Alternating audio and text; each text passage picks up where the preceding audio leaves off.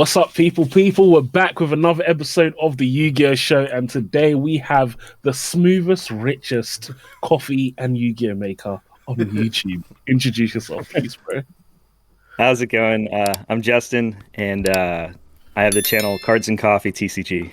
Yeah, love it. Guys, again, this is another very, very awesome guest.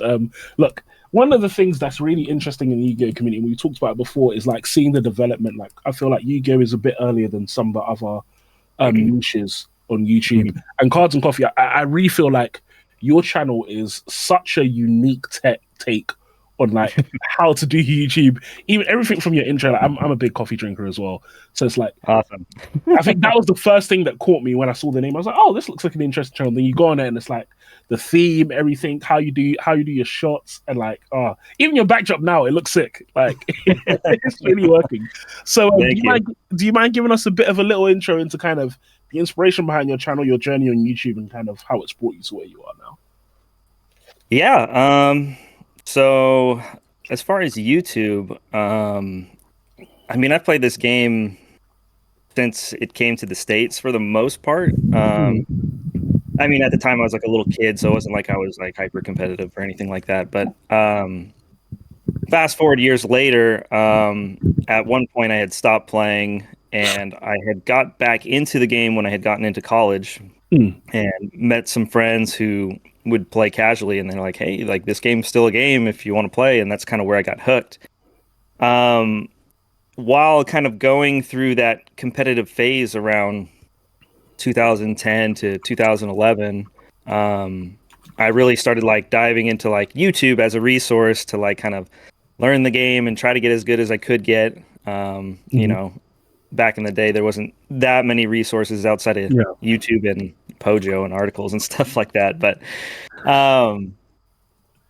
fast forward a few more years, I know I'd always wanted to like do YouTube, but you know, I was going to college at the time, and you know, you're trying to go to school, get a career, do your thing. And eventually, after I had settled down and, you know, I've had, you know, children and all that, I finally was just like, you know, I still play this game and I love this game and I play it competitively.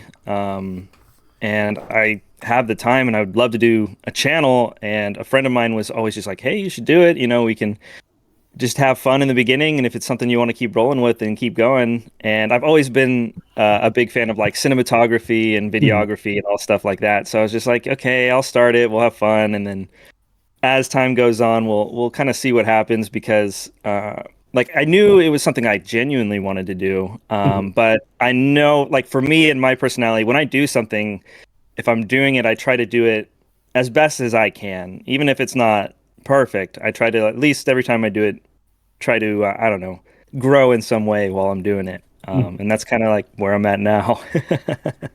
Hey, lovely. And so you said that you're already kind of in cinematography and like videography. Is that kind of like, was that like something you studied, or was it just you got into it yourself? Like, how did you even get into that?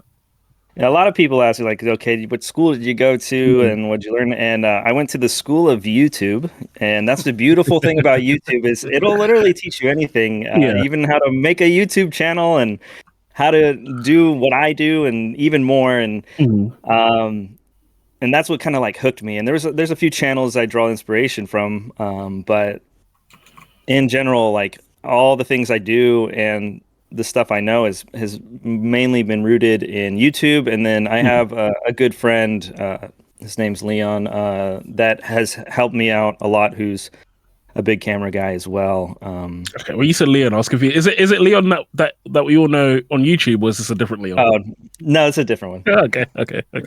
Shout out Cali. Yeah. I wanted to ask, this is something that really piqued my interest. Obviously, you mentioned that you had children. How have you found like balancing like home life, YouTube, children, partner? Like, how have you gone about doing that, as well as being like hyper consistent? I'm in a kind of similar boat, so it's interesting to see. Yeah.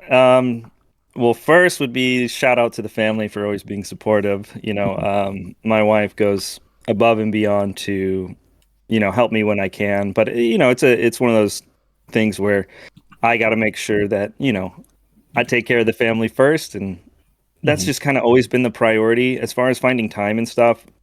the last thing for me, what I try to do is make sure that everybody's taken care of in any way that I can. So, like today, I'm up early for this podcast, so I try to make time that's separated from family life, in whether it's late nights or early mornings and being tired and stuff. It's just one of those things where I've gotten to the point where it's like, if this is something that I enjoy doing and want doing, then I go out of the way to inconvenience myself to make it happen. That way I don't take away from family, because like you said, it could be very hard when you got kids got school, and then you got work, and then you get home, and then now you got time with the family, dinner and all that, and then you're like, oh man, it's already like 7 or 8 o'clock and I haven't shot a video yet, or right. So I definitely understand where you're coming from. It can be a lot to juggle, and I'm not saying I do it perfectly, because I don't. I'm still trying to master that, but just making time where I can, I guess.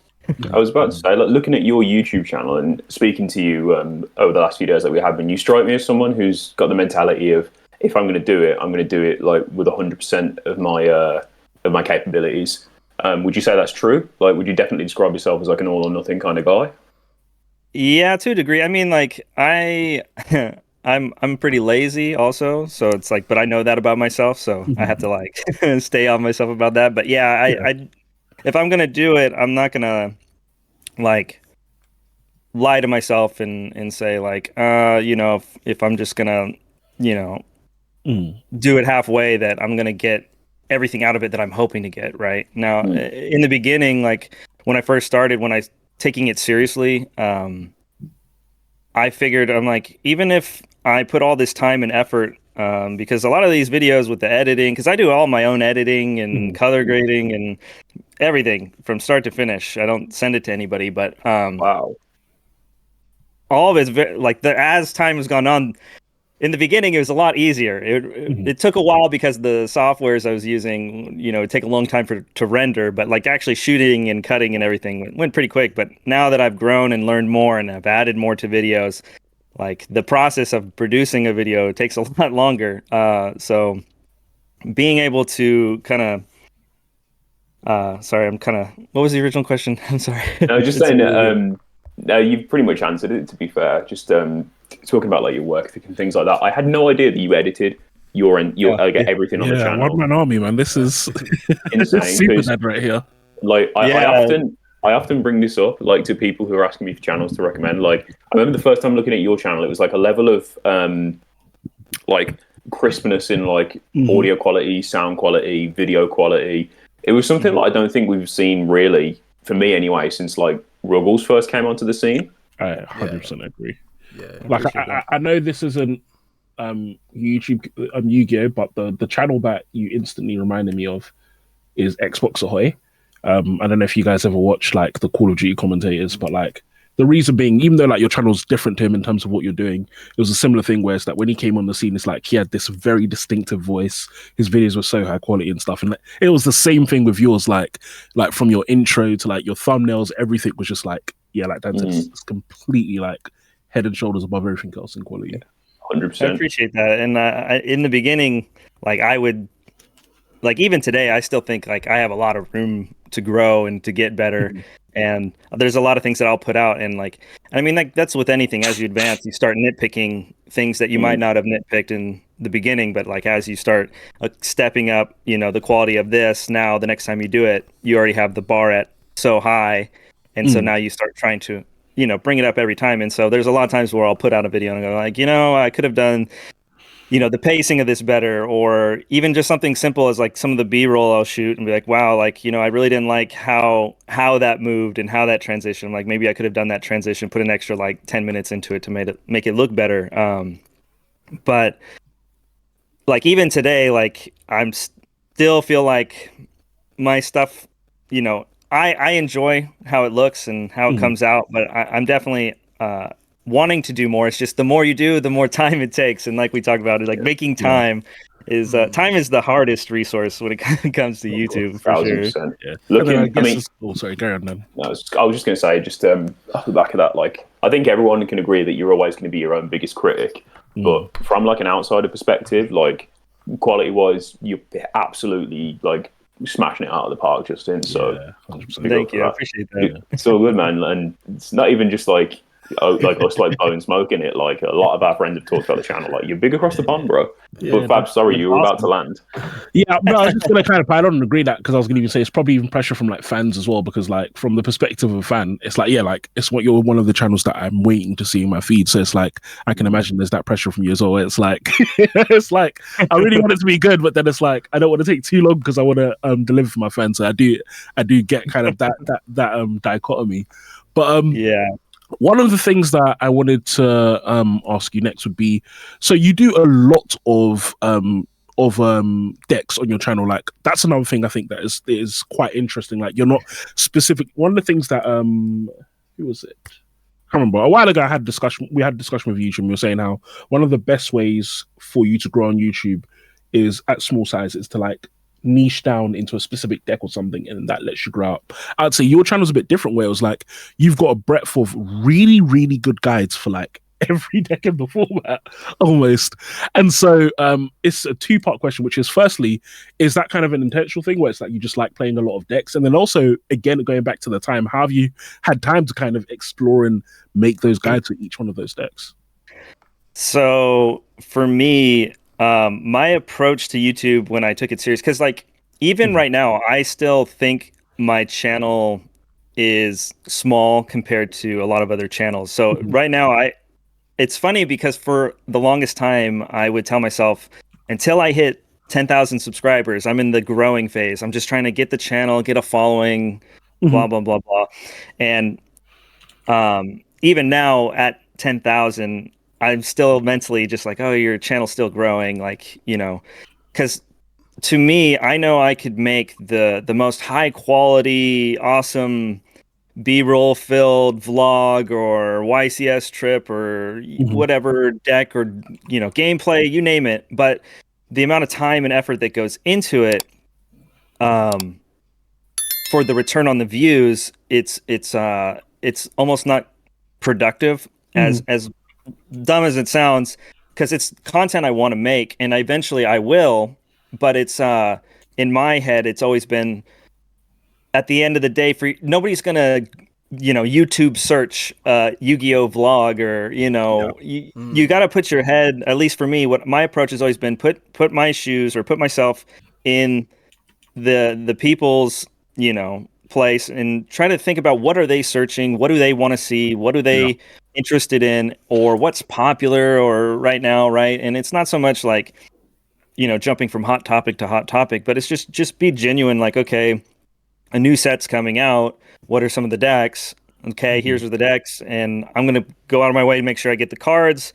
That way, I'm, you know, within the first week of release, I at least have a video, because that's gonna be something people search. And I'm not saying it's gonna get you like tens of thousands views, but, you know, it's one of those things where when it comes to, you know, everybody likes to like point at the algorithm, like my videos don't get passed around on the algorithm because of YouTube, but really, at the end of the day, you kind of, the first thing that needs to happen is people need to find your video. And if they don't find it, they don't even have the chance to stimulate the algorithm. So the best thing to do is have a title that is something that would be very generically searched, or at least some keywords that are searched.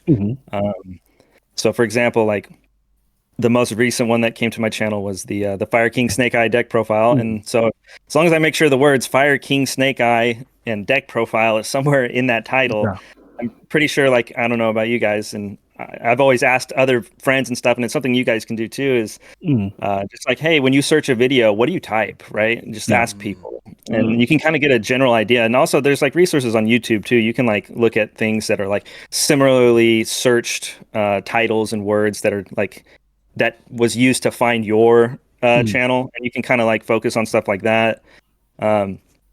So that's always kind of been like my approach, is not so much because I thought that not niching down on a deck was the best thing to do. I just thought it was the best way to at least start getting traction on the channel, to where even if I didn't get tens of thousands of views, somebody's going to be looking for a deck profile. And so what I needed to do is make sure that once they click that video, that I hooked them. And so that's where quality came in. I said, okay, so like this isn't going to be me, doing some shot over a dueling book or something that most people will do. And at times I'll use like Omega and stuff like that. So there's like nothing wrong with like using programs like that. It's just I just wanted to make sure that there was something different about the channel. And so it was more so not, trying to unintentionally or not trying to intentionally pick different decks. It's just trying to pick something I thought other people genuinely wanted to search,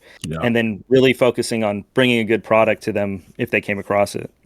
Yeah, that definitely makes sense. That's very interesting because I know I spoke to you about this, Fabs, about like certain type of content, and I feel like I'm at the point where you were at, because I am still consistently posting like duels, like live duels, and those tend to be some of my better watched videos.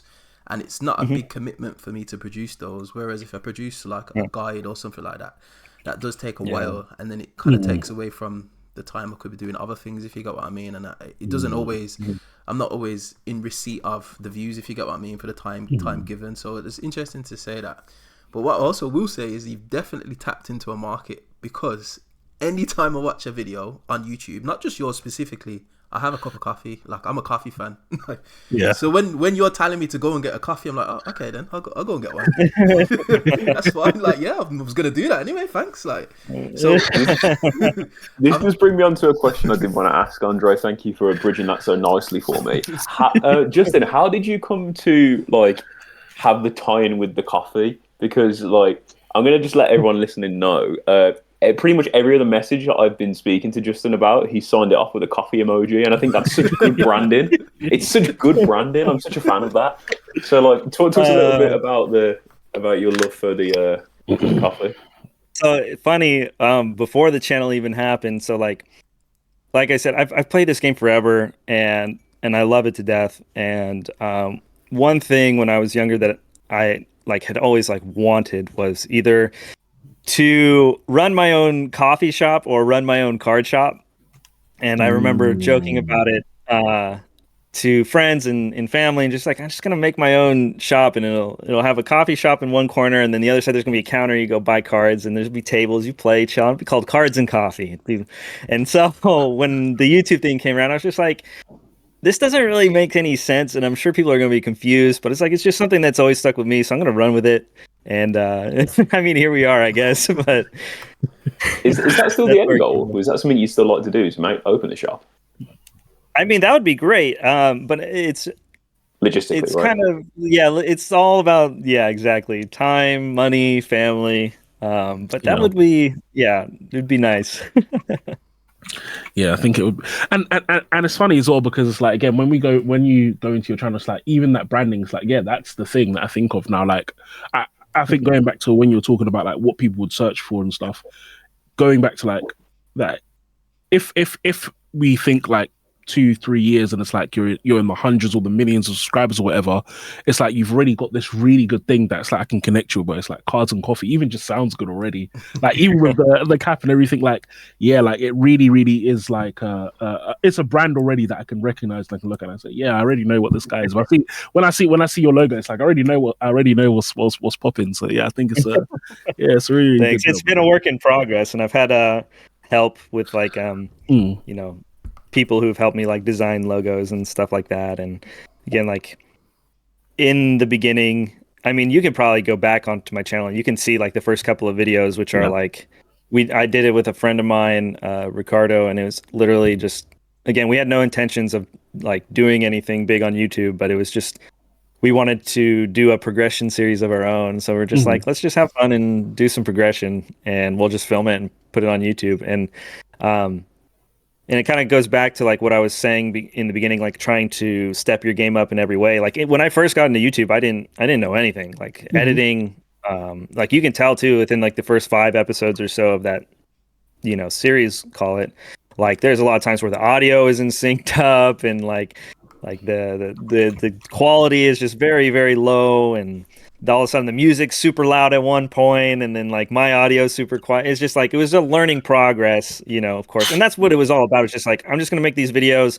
Nobody's going to watch them, but I know as I keep doing them, I know I'm going to watch them and I'm going to be able to critique them and kind of go, okay, next episode, I want to make the music, the volume not so damn loud, right? Or whatever it is. So it's like, and just being able to take that, and I think, I don't even remember when it was, but the first time I decided, I'm like, you know what? I'm going to just start actually making content because I'm starting to get a flow and a feel for all this editing.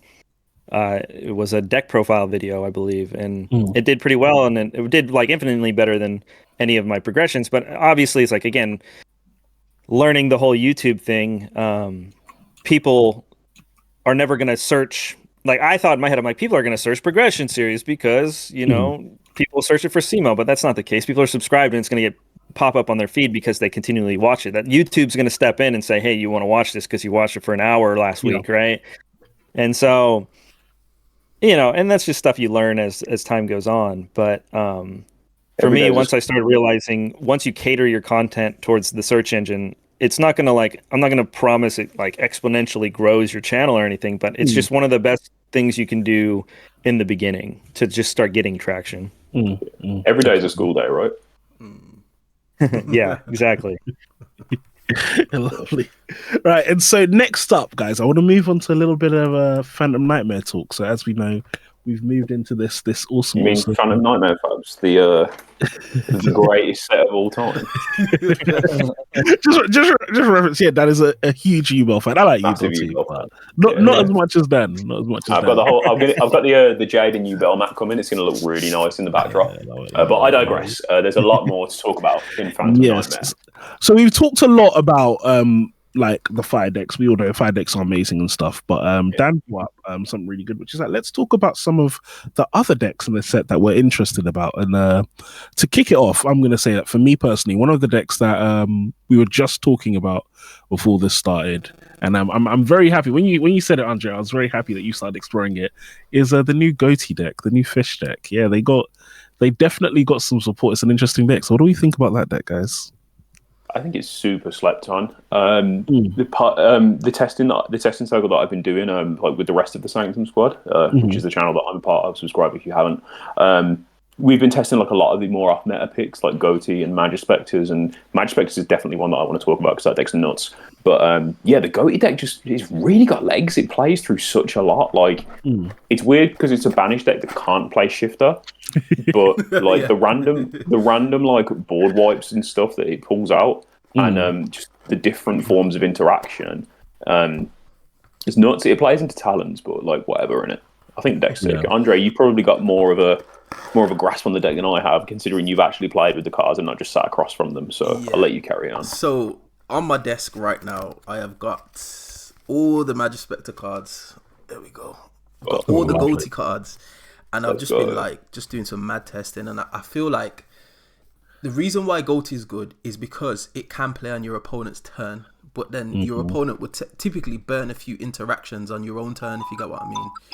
So you kind of dwindling them out of resources before you've even like really got your engine going, and I think that's what I find attractive about the deck, is just because, all right, imperm, fine, standby phase, effect, and then I'll just play on my report. That's the thing that I really like that, and I think it's a little bit slept on, as well as it does a lot of banishing.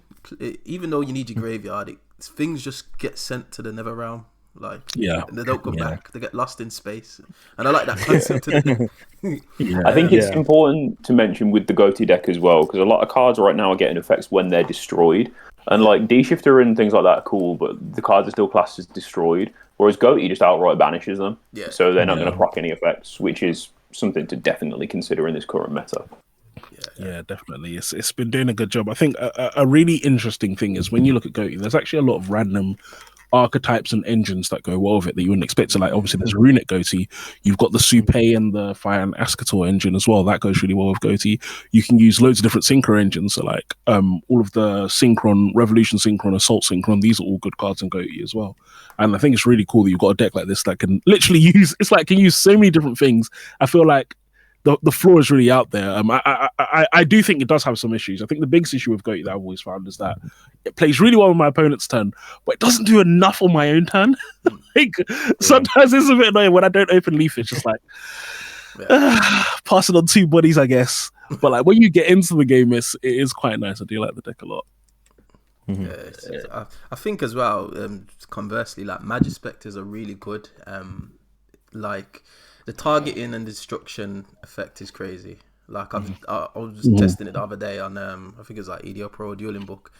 I just watched my opponent sit there for like 2 turns just because he's playing Runics and like he can't do anything, and I just had monsters on the field.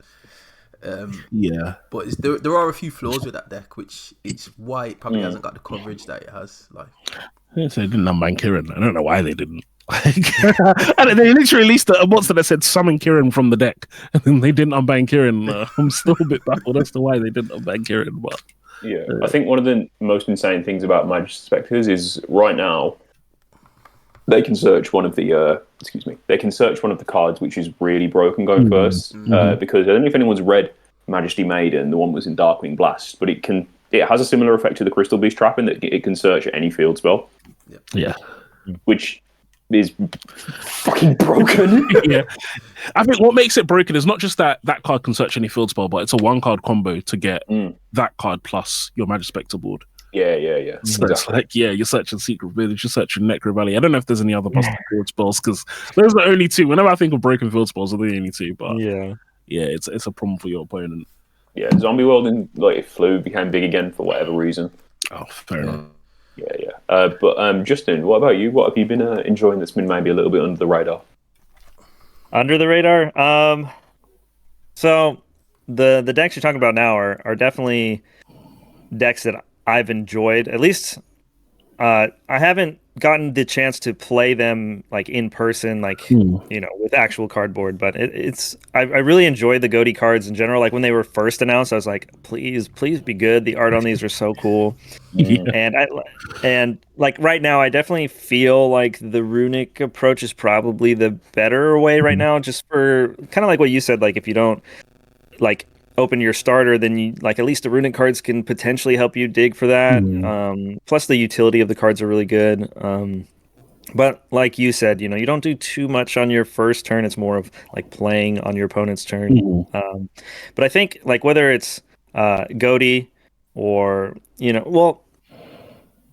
whether it's Goaty or Magispector, I think one of the best parts is when you're playing a deck like that, like most people don't read those cards, so it's like that in its own is an advantage, especially if you're like very well versed in it.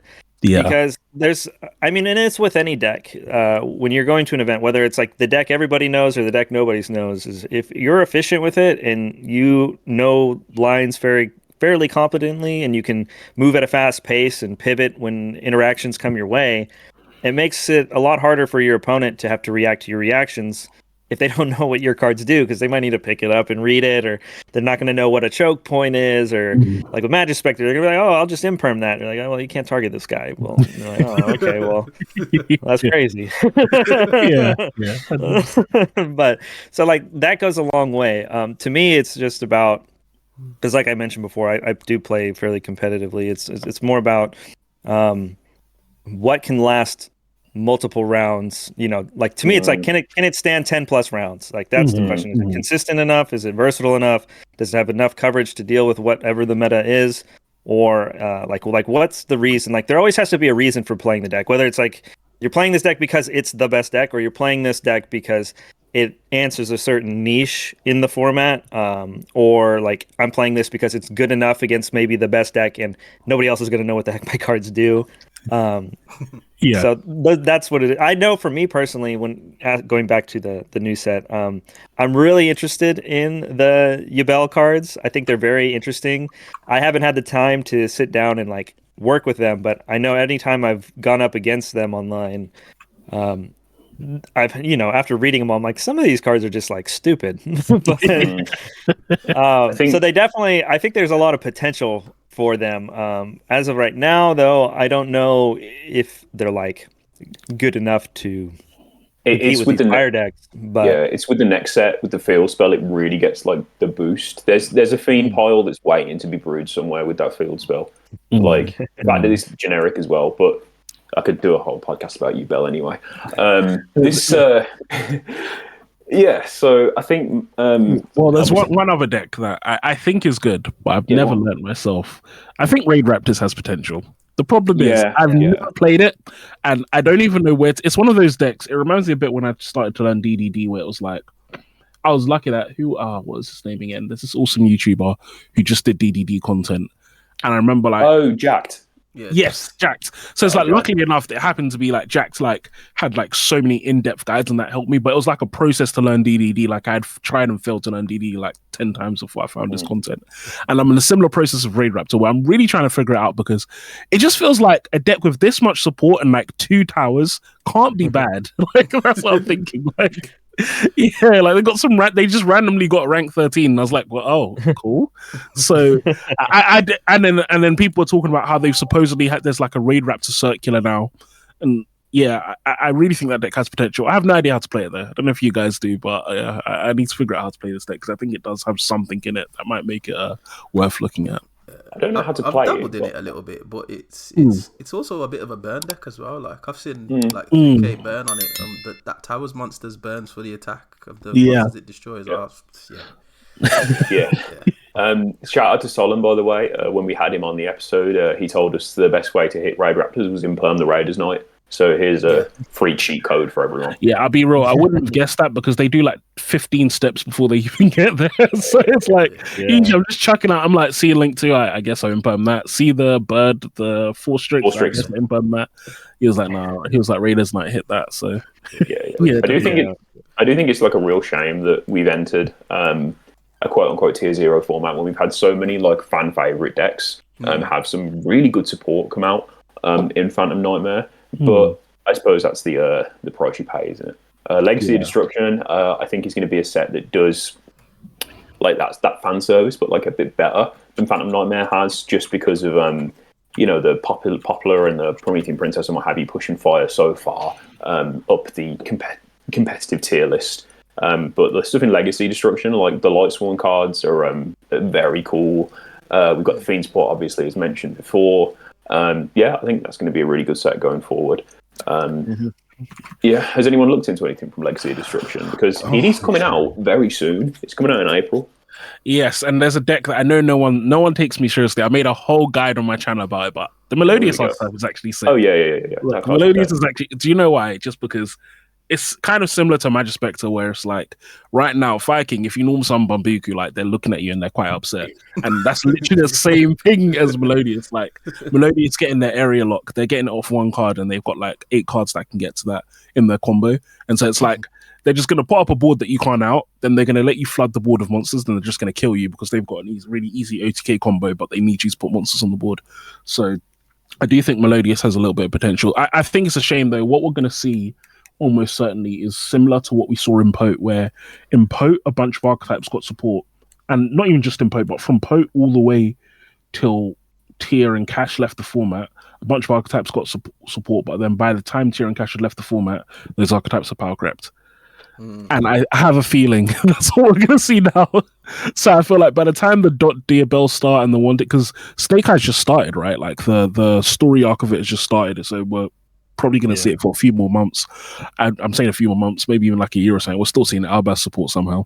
So like I have a sneaking suspicion, like it'll be a while before like the Magic Spectre stuff gets to shine and the Goblin stuff gets to shine, which is a bit of a shame, but we'll see what happens.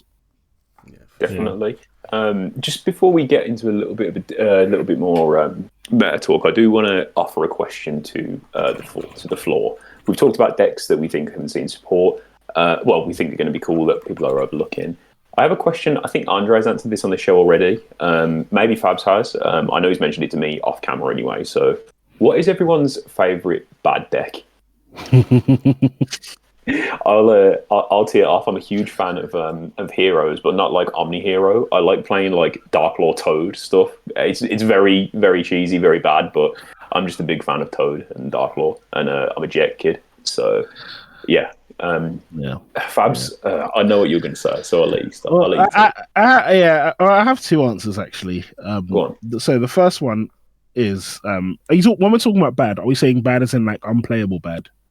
Nah, just bad as in like you wouldn't take it to you'd take it to a local, specifically if you were like. The problem is, there's very few decks I wouldn't take to an event. So yeah, but I'd say, yeah, my first answer would be probably like something like Dark Lords. Like I say all the time, I think the Dark Lord and the Solemn archetype and everything. It just has some of the best artwork. Like it just looks so good thematically with the condemned cards and the forbidden cards. Everything is so cool. So I really like Dark Lords. But I'd say that kind of like on a side to that as well. I really like Virtual Order as well. I wouldn't say like it's bad, but like I remember when Virtual Order came out, it was kind of similar to Resgrace, where I really, really enjoyed that deck. But like, it's just not really playable. I know people are doing shenanigans now with the Mayakashi trap and everything, but it's not like it's not real. Like it's just, any deck that can dump 2 traps basically can do it. Just happens to be a Virtual Order right now is the best deck. But I'll probably put those 2. There's others, but yeah, those would be mine. I'd say for now, at the moment, I play a load of different decks. But Dragoon is definitely one that I'd class as like a quote unquote bad deck. I would take it to locals, but I'll sit there and combo in between rounds and end up one monster and feel good about myself. So definitely Dragoon. And the other one is Dinomorphia. Let's go. Because I've won a game on 8 life points. And my opponent just like sat there with his mouth open. He's like, "Well, why can't I kill you like right now? Why can't you die?" I'm just banishing traps from the graveyard, protecting myself, and then like Rexsturm is broken. So Dinomorphia just for that reason. It's a cool deck, man. It's definitely a cool deck. Yeah. On the back of you talking about Dragoonities, I want to tell, I've told Fabs already, I'm sure I've told this already in the pod. I want to tell Justin very quickly about a little story that happened between me and you at locals. So I think it was just after Age of Overlord came out. Andre's got the bye first round. I've won my game. I'll go over to him, I'm like, what are you doing? He's just doing like TG test hands. And he's like, this is, but having loads of fun here. And I'm like, okay, like I'm looking forward to seeing what TG does. Because Andre's known for like you said, playing like some off meta picks. Next round, I'm up against Andre. I sit down. He wins the dice roll, goes first. Someone's a Fenrir. I'm like, okay, Fenrir makes sense. Like good generic card. And then he just Manadium combos me. I'm like, I just lose. That's great. Yeah, but what about you, Justin? So it's funny. I love Dragoonity also. It's not like, I'm not gonna say it's my favorite deck, but I have a special spot in my heart for it because it was the deck when, like I said, like I played this game since basically it came out, and I stopped playing in like high school just because most of the people I hung out with didn't play, and I wasn't playing competitively or anything, so those cards just kind of sat in the box. But by the time I got back to college and started playing again, at the time it was like around 2010, and the Dragoonity cards had just started to come out, and then the structure deck came out, and Stardust Dragon was the card that caught my eye, and that deck just made Stardust Dragon. So like for me, I would just kind of gravitated towards that, even though the deck wasn't that great at the time. But even now, like when I play a lot of retro formats and I go back, I'm like, make Dragoonity work, and I'll try it. But I definitely have a special spot in my heart for that deck, especially because like in like 2013, I wound up getting a top with like Dragoonity Rulers, so it was like it kind of felt special to me, like it kind of worked out. But like for me, like the deck that I always like think about when people are like, "What's your favorite deck?" It's always windups. Why? I don't know. It's just one of the decks that I could never put down, like from when it was hand looping you to like shock locking you back in like 2012, 2013. And then when the deck was in complete shambles and, had like no Zen Mighty, I was still trying to play the deck because Mermail was so big and it made Dweller super easily with like Mimic Saber Invoker and stuff. And one of my favorite cards is Tour Guide from the Underworld. And, you played like 3 of that at the time. And so to me, that's like always the most nostalgic and the deck that always, like when I was playing really competitively, or at least getting into the competitive scene, that like I'll always look back at and be like, okay, if ever I could play wind up again, I would. But yeah, I probably wouldn't bring that to locals anytime soon. Just wondering, so like on the flip side, what is your current like deck that you're like playing, or like that is there a specific deck that's like, yeah, this is what I'm focusing on right now? Well, right now I'm like in the grind phase for YCS Las Vegas for the 3v3. And so I'm just playing a lot of fire, a lot of voiceless, all the things you would like expect to see, plus like basically playing a bunch of like the new stuff, just to learn as much as I can, because, it's one thing to know, I need to imperm the Raiders night, right? But to know as a Raid Raptor player, like what the other lines are after that happens, and kind of put yourself in the shoes of the other player.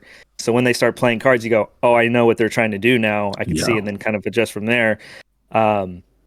Like that's important no matter what deck it is. And unfortunately, you can't prepare for everything, but you try to do your best and prepare for what you can. Right now, I am currently leaning towards a fire dot deck. The cards are just like I mentioned earlier, it's all about getting through like 12 plus rounds, right? And so they're just the most consistent right now, and they are very targeted, but I think, it's for a reason. Yeah, definitely. I don't know exactly which one I'm going to go with yet, but I'm guessing it's not going to be Rescue Ace. It could, I don't know, like the quality of the Rescue Ace cards, like the setting 4 is just like really good. Like rescuing their cards, or, the pop and the negate are like really good right now. And a lot of the interactions are all, talents take a monster, or like, throw a bunch of hand traps, and Ace can play through hand traps really well. And so like it's very tempting to play the deck, but to me, you don't get to play the best Snake Eye cards, which are like Ash and Flamberg and stuff like that. And then also you have to play like 4 plus 4 or 5 cards that you just don't ever want to draw. And so like for me, there's when your deck build, because I deck build around a lot of math, and so like for me, like I have like OCD about it, where like there's no like way to mitigate drawing these bricks. Like it's gonna happen. So like, but the best you can do is you can build your decks to mitigate drawing multiples by playing like over 40, or you could just like embrace the brick and just say I'm going to see these cards, because it's very frustrating if you're like, I hope I don't see these cards, and you go into a tournament and you're seeing it once every match. Like it's gonna mess with you mentally. So like you almost have to accept like you're gonna see these cards, and I just don't want to deal with that for 12 rounds. Even though I'm sure it'd be fine, but. No, 100% agree. Funnily enough, so just last night I was having a chat with like Laundry and some other guys in his Discord, and that's literally the problem. Like, I think you're even being nice when you said 4 bricks. I count 9 bricks in Rescue Ace, because Turbulence is a brick, Preventer is a brick. If you see Preventer and no other cards, you're passing on an empty board. So it's like, and that's exactly it. Like, funny enough, I bought a case of what's the set? Age of Overlord. Yeah, I bought a case of Agov, and so when that came out, I had a full Snake Eye core already, but then I lost my 2 Flambird Dragons. So, I don't know how, but I've lost them, and I refuse to buy it. So, if I'm playing Rescue Ace now because I love the deck, but it's also because I just don't want to buy 2 more Flambird Dragons after I knew I had to. But if I had a choice, I'd 100% play pure Snake Eye, because like in Rescue Ace, you can't play Snake Eye Ash, and that's the best card in the format. So 100% agree with that. I think it's unfortunate, guys, but Rescue Ace is no longer the best deck. I'm sorry, guys. I'm sorry. You've heard it here first. I'm admitting it. It's truly a sad day. Justin, you might not know, but Fabs has been on Rescue Ace since Amazing Defenders dropped before the hype. Oh, nice. Yeah, it came out, and I was like, I don't know why, but I was like, firefighters? This is so like normal. I was like, I want to play this deck now. And then they got support. I was like, oh, yeah, they got support. I was like, oh, even better. So, it is what it is. Happens. Yeah, definitely. Yeah. But we are coming up to the hour mark, I believe, Fabs, right? Like 10 minutes off. So I'd say we got enough time for like one more topic before we move into specific. Okay. So, Andre, did you want to go through any of the questions that you'd amassed? Yes. So really quickly, I got 2 questions here from subscriber and just a couple of my friends. So one of them was your favorite card and why. And I know you've alluded to it a little bit, Justin, but I think you mentioned Tour Guide. So why did you say that was your favorite card? So Tour Guide for me, when I started taking the game serious, Tour Guide was like the card to get. It was like the Dark Arm Dragon of the format. Like everybody needed a play set, and for me, to get my hands on Tour Guides back in the day, I had just like started taking the game seriously at a point where Tour Guide had already blown up in price. I had missed my chance to like get them while they were cheap, and in the States at the time they were like $250 to $275 or something like that for one copy. And so for me, I had to it took me a long time to give up an arm and a leg to be able to have a play set of tour guides for my Tengu plant deck. And by the time I had gotten it, we had almost moved out of Tengu plant format, going into what was that? Dino Rabbit and all that stuff had already come out. So at least I had the tour guides for that. But I was playing this bootleg plant deck with other dark cards like Mystic Tomato and Phantom Sky Blaster when I didn't have Tengus. It took a while, right? You know how it is when trying to pick up cards. But when I finally got my hands, I was like, finally I can play this deck how it's meant to be played, and and I got to hold on to those, and I still have those tour guides somewhere floating around to this day. But yeah, when they got reprinted and hit on the ban list and they dropped to $25, I'm just like, oh man, how much did I pay for these again? I mean, I don't know what they're at now, but I know I'm never getting rid of these. This is my favorite card, and I gave up an arm and a leg to get them. Oh, that's fair. That's fair. I think we've all been there with regards to seeing our cards just get inflated away into the distance. And last question. If a Yu-Gi-Oh! Lore story was going to be animated, what would you like to see? I would like to see the Necros cards in some kind of... That's a banger suggestion. I really it's funny, my second favorite card would be Necros of Brionic.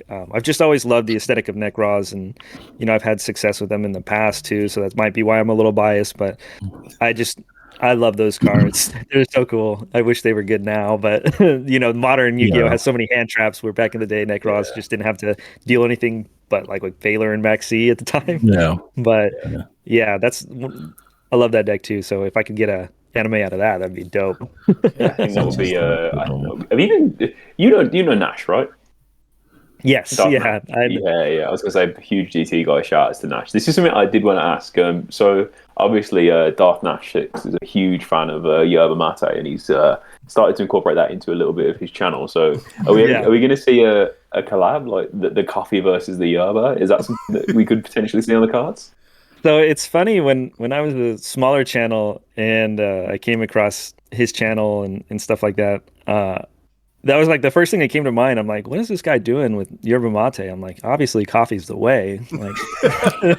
And so I started poking at him, and I just comment coffee best drink, coffee emoji or whatever. Just kind of bug him. And Nash is such a good person. Anytime I'm interacting with him, he's just one of the nicest people. I've met him in person finally. The last YCS I went to, what was it? Indianapolis, maybe? I don't remember. Richmond? I don't know. Regardless, I met him in person, and again, same thing. And we joke about it too, the rivalry of yerba mate versus coffee and stuff. And so I hope someday we do something together. It'd be hilarious. We always talk about when we see each other, we're going to, try to do something, but I know he won't be at Vegas, unfortunately. But yeah, we're always poking at each other and having fun, and it would be good to do something. I think we've talked about it prior, but we haven't really sat down and set anything in stone or anything like that. I reckon we make this happen, Fabs. I reckon we get Justin and Nash, because we've had Nash previously. He's a joy. Oh, nice. We should definitely get that big showdown. Get them to each try and convince someone who doesn't like either. Which would be neat. That'd be a great idea. I think that'd definitely be a great idea. Yeah, 100%. So I have an Am I the Arsehole today that I think it'd be really cool if we went through. And I especially like this one because we've got two dads on the show, and I want to see what you guys are perspective on this, because I was a little bit stumped with this one. So the title is... Right? Sorry, you're just taking a drink of Astro. Oh yeah. Very rude of me. Justin, you're familiar with the concept of Am I the Arsehole, right? I believe so, right? You're just going to say out a scenario and then get our opinions on it? Exactly. Pretty much, yeah. So this one reads, am I the arsehole for sending my daughter to school in her pajamas? My 7-year-old daughter has recently started to make mornings more difficult by throwing a fit when we ask her to get ready for school. We tried setting her clothes out the night before, but she still makes an issue out of it. And she doesn't want to sleep in her clothes, so that's not an option either. My wife leaves for work before me, so I'm normally the one who has to deal with the tantrums in the morning. I woke Elsie up, and as always, she refused to get dressed. I wasn't really in the mood to deal with her BS, and I didn't have the energy to fight with her about it. So I told her that that's okay. I'm just going to take her to school in her pajamas. She looked pretty shocked because I don't think she was expecting that outcome, but the rest of the morning went a lot smoother than normal. We got in the car, her still in her pajamas, and she was more quiet than usual, so I could tell she was a bit unsure of what was going on. But after a while of driving, the realization set in, and she told me she wanted to go home and change. I told her she's already made her decision, and I wasn't driving her back home now. She started freaking out and saying she wanted me to drive home, and she didn't want to go to school in her pajamas, but I wasn't turning the car around, and so we arrived at school, and she eventually went in. After my wife came home from collecting her from school, she looked pissed. She didn't say anything in front of Elsie, but later in the evening, she went off on me. She said I had embarrassed her and made us look like bad parents who can't be bothered to dress our daughter. Am I the asshole? What do you think, guys? Yeah, I can't lie. With this one, I'm in so many minds. So I really want to see what you guys think on this. I got. It's dad's you're up. Justin, do you want to take the lead, or do you want to have a little? Yeah, sure. I'll take it. So like as a parent, I've been in similar situations where, like, when you're dealing with a child, sometimes there's no logical debate, right? There's not like you can sit the kid down and be like, all right, let's think about why you're thinking and feeling what you're feeling. And this is why what you're saying is illogical and why it makes no sense. There's none of that, right? You can't, There's not talking to an adult. So there's times where like there's kids just get something in their head and they're just like, no, they're like, this is it. So like, I can totally understand in like, I'm not going to deal with this. We're going to school. My head instantly went to like, I wonder what his significant other was thinking, because I know like if I did that, the first thing that would happen is my wife would be like, why are you sending our kid to school like this? It's embarrassing, right? Yeah. And, so just hearing that story play out, I'm like, yeah, that's kind of how I thought it would play out. But I mean, I think it's good for me. I probably would have like turned around after the point, but I think it's still it accomplished what needed to be accomplished in that learning moment, I guess, where the kid finally realized like, maybe this is embarrassing, or maybe I don't want my friends to see me in PJs, or and so that aha moment, because like I said, there's no like reasoning with children. I mean, for the most part, but like finding ways to like get things to click is always really important as a parent. So like for me, like once my child or something would have clicked, then I'm like, all right, let's go home and change now that you know. But that's hilarious. Yeah, I think it's quite wild. What do you think as well, Andre? I think it's an arsehole. Yeah, let's hear it. Do you know why? Because his child's brain is still forming, isn't it? And as irrational as a child can be, they're still a child. So to have an experience where they're at school for the whole day in their pajamas and everybody else is there, that's like, it can be a little bit traumatizing. Do you know what I mean? I would go ahead with the threat. I would 100% drive them in the car, and then I'd probably turn around and say, I want to go and get changed. But I wouldn't just drop them off and then go about my business. He's got to work. His wife's got to pick her up, and he hasn't said anything to his wife. So his wife's getting home with the daughter in her pajamas. Like, what are you doing? Like, are you crazy? Yeah. And that wasn't discussed as well, which is another reason I think is also like, if you're gonna make those decisions, you got to speak to your wife. If you're all for it as a team, then yeah, it's fine. But you don't just make that decision by yourself and then go about your day. Like, you got what I mean? And that's what hit over me. Like, I wouldn't do that. That's a bit raw. Right. It's mad that he didn't seem to feel any remorse. Yeah, like he went, but he dropped her off, and that was it. Like, right, I'll see you later. I'm going to work. Yeah, I'm off. It's like something out of The Simpsons, isn't it? Yeah, he's like so like thoughtless. Just this will do it. Like, she won't do it again. Anyway, I mean, she probably won't do that. Yeah, she probably won't do that again. But yeah, I get what you're both saying. I think as well, like. I think that's why it was kind of hard for me to work out, like, is this over the line or not? Because I was thinking, yeah, like on one hand, like I imagine it must be frustrating. Like, I'm tired for work in the morning myself. I can't imagine if I had a kid now telling me, Dad, I don't want to get changed. Like, what are you talking about? Like, so it's like I can kind of get the frustration to the extent, but then also, yeah, I agree with the whole, like, as the kid goes to school, it's like this is a lot. It's like you're setting your kid up to be bullied almost. So I get that part. Right. Get me? Like, that kid's going to be known as Pajama Girl for 3 years. Yeah, that's yeah. Well, then, okay. So kind of to kind of follow up from that, then, like, how would you guys both handle it? So is it? I think Justin, you already said that maybe like you drive away. You like once you kind of changed her mind, you might drive away, or I don't know if you got more like how would you guys deal with this situation if it happened to you guys? Yeah, I would just sometimes you like I do it with my kids too, where it's like if there's something that I'm trying to get the point across, then I'll set the stage and be like, all right, this is what you wanted. And then they go, oh, wait a minute, maybe I didn't want this. And I'm like, all right, now let's go back. Now that you know, this is why we do what we do. And then fix it. But yeah, I'm not just gonna like, slam the door on them after they get out of the car, like, see ya, and then leave them in the cold in their PJs. But yeah, good learning moment. But yeah, I think I would use what I call peer mentoring, because in my job I actually work with children and I use peer mentoring quite a lot. So I've got 3 children, and if it was my middle child who is about that age and she decided to do that, I'd get a sister. I'd be like, go and talk to your sister because this is what she's planning to do. Go and tell her why it isn't a good idea. You know what I mean?